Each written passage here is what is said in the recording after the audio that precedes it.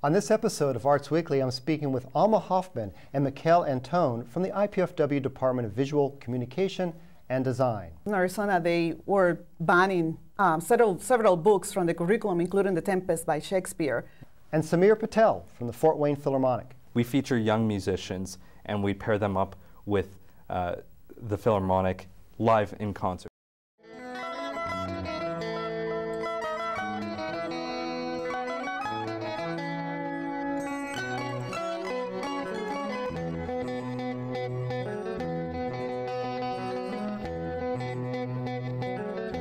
This is Arts Weekly. Arts Weekly is a production of the College of Visual and Performing Arts at IPFW, offering degrees in fine arts, music, theater, and visual communication and design. IPFW, the energy of arts. Hi, I'm Chuck O'Connor, and you're watching Arts Weekly. Joining me is Alma Hoffmann, Assistant Professor of Graphic Design, and Mikhael Antone, Assistant Professor of Imaging and Photography. They're here to talk about their upcoming faculty exhibit, The Other, opening on February 20th at the IPFW Visual Arts Gallery. Good to have you both on the show. Hi. You know, you're both new to Fort Wayne and IPFW. This is your first year teaching here. Mikhael, we'll start with you. Tell us a little bit about where you're from and what do you do, and what do you teach? Well, I'm originally from Rhode Island, so New England, because it's so small there. And then I moved to New York, and I was in New York for about 15 years, and had a great time in New York, and did photography, filmmaking, and now I'm teaching photography and imaging at in the VCD department. Right. And you also started in photography, but now you've moved into video, or is yes, that how it works? we are. I mean, it's really exciting because with the DSLRs now, they shoot HD video, so it's really opened up a whole new world to photographers to be able to be filmmakers. What are also. DSLRs? Digital SLRs. Digital SLRs. And through the lens, I think. Yeah, it's your basic digital camera, but it Okay. also shoots HD video. Okay, so you moved here from New York. Mm-hmm. Oh, well, wonderful. Welcome to Fort Wayne. Thank you. Alma, tell us a little bit about your background, where you moved from, and what you teach here at IPFW. I teach graphic design in the VCD department, and originally I'm from Puerto Rico, and I came to the United States, to Iowa in 1993, and got an MFA in graphic design. Taught there for several years. Then I went to Chicago, and I have been there till now, till this past August, and taught there too in the city, Harrington College of Design, downtown Chicago, and now I'm here at IPFW. Okay, so New York and Chicago, both here. We're going to talk a little bit about your experience here in a little bit, but first we're going to talk about an upcoming exhibit featuring both your work and the work of Jim Williams, another new professor here. It's called The Other, and it's opening on February 20th here at the IPFW Visual Arts Gallery. Why the name The Other? Why is the exhibit called The Other? I'll start with you on that, Alma. I think it was, we all started talking about our experiences in Fort Wayne, or being females, me being a minority, and Jim his other ideas about identity and stuff. And we were one day just looking at the gallery, started talking and conversing about our experiences and different experiences that we have had or situations.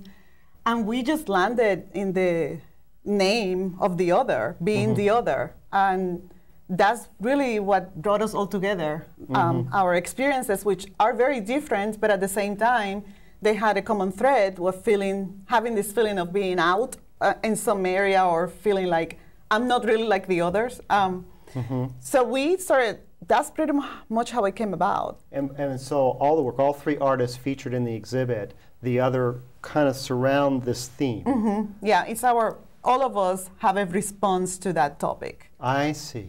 So, Mikhael, you're going to be featuring a video called To a Man.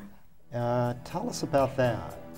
Well, this kind of started while I was teaching at College of Staten Island. I actually had a class that was all male. So I had this very strange experience where they were constantly talking about their experiences, but also there was a lot of, to be honest, posturing going on in the room. So I got this idea where I wanted to interview young men about their sense of identity and also, you know, about who they are in this kind of changing world of technology. And I had a great time making it. You know, it was just really fun. I went out and talked to a bunch of young men. I ended up with about 6 between 18 and 34, which is this generation of, you know, like XY.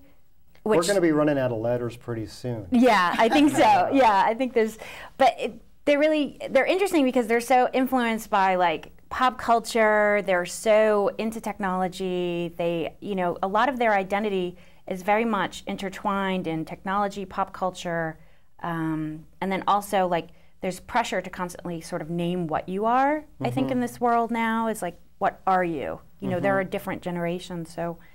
It was kind of interesting to talk to them, but then it also sort of tied into the idea of the show about the other because they do talk about that. Everyone sort of has an easier time talking about someone else. Yeah, indeed. You know, do you find that, I guess from my own experience being a white male, that, and never have had the feeling of being discriminated against based on my race or my gender, that I don't tend to see it. It seems like it's all surfacey. But then when I talk to my friends who, you know, perhaps are of a racial minority or another gender, they say, well, you don't see it because you've never felt it. And it's kind of sometimes true of white males. And it's just like I'm tall. You know, I don't think of myself as tall or short, but sometimes if you're a shorter person, you're more self-conscious, I guess is what I want to say.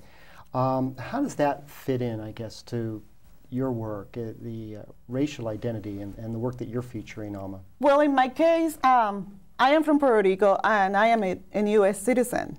So I hold that citizenship, but that's not necessarily enough to be considered part of the blanket or the texture or the fabric of that makes, you know, America or something like that. And so there's this sense of I have this, I belong, but at the same time I don't belong because my ideas may clash or are different, or I view things differently in terms of how we do things with other countries or how we relate to people or how we approach topics like that. And I think that for me has to do with that also.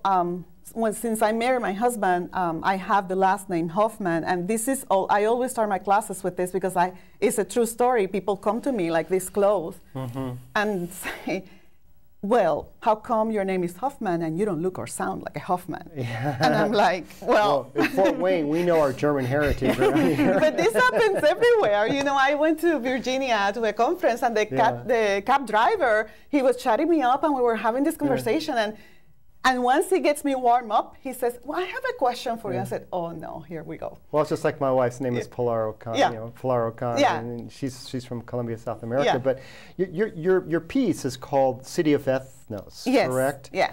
Your piece at the exhibit. Tell us a little bit about that. The City of Ethnos is a concept I came up with. Well, it's a result of several experiences and observations. Since 2010, with all the conversations about immigration and the laws that have been going on in Arizona, Alabama, Georgia, South Carolina, and recently some of the other states, I can't remember right now. And I've been thinking about this, and I become worried about it. I have children who are mixed, and I think about the future, and I think about, I don't want to be stopped just because of the way I look. I don't want to be having to carry papers to prove my identity just because I look what they consider different, which makes me the other to what? What is the standard? So if you don't have these qualities, you're not that, you're other. And so I started thinking about the word ethnicity and perception, how people perceive others. And I started playing with the letters, and I said, what if the word has 9 letters? What if we go from light to dark in this scheme? The word ethnicity. Yeah, the word ethnicity, sorry. And my daughter walks in the room when I'm painting the letters, letting them dry, and she says, it's a city. And I said, you're right, it's a city. She was 6 then, and I inverted the letters, and I made it a city of ethnos, a city of people, a city of race, which is a country or a city that in appearance is diverse because they allow 9 skin colors. Those are the 9 skin colors that are approved.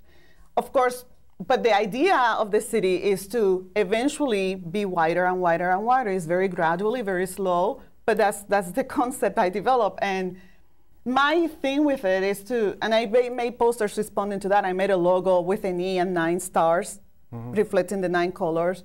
It is a city that, to the simple eye, it appears to be diverse. Oh yeah, they accept all colors, but it's not necessarily all colors in the city. You have to have a certain, there's a poster I have where I have all the numbers of the colors. You have to have one of those, and if you don't have one of those, you go to the detention center.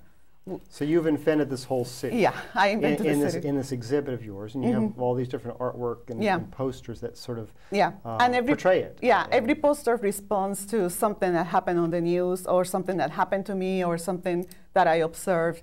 For example, the one of the book of the Hall of Fame, the Books Hall of Fame, has to do with Arizona. Tucson, Arizona, they were banning several books from the curriculum, including The Tempest by Shakespeare, and several other books that talk about the Chicano history in the United States. And I was like, so now we have to read these books. Yeah. So it sounds really fascinating. You know, going back to you, Mikhael, you also, one of your themes not only is the young white male, I guess, in the Staten Island milieu, but also suburbia. And that's going to be featured in the exhibit? Or There'll be some photographs of some sort of empty suburban landscapes, mall culture, empty parking lots, like not such good-looking things. You know, they don't make pretty postcard pictures, but they're more or less what we're seeing in the United States right now. These empty storefronts, empty spaces, or this kind of isolation that one might feel. It is a strange feeling. I hope somebody's taking pictures of that, because 50 years from now, I think when they look back in our times, you know, the abandoned mini mall might be very, very, might portray our times very accurately. I think more than we want to admit. You know, it kind of is that way. You guys are also having a symposium on February 23rd at 6 p.m. It's going to be a reception, and what's that going to be like?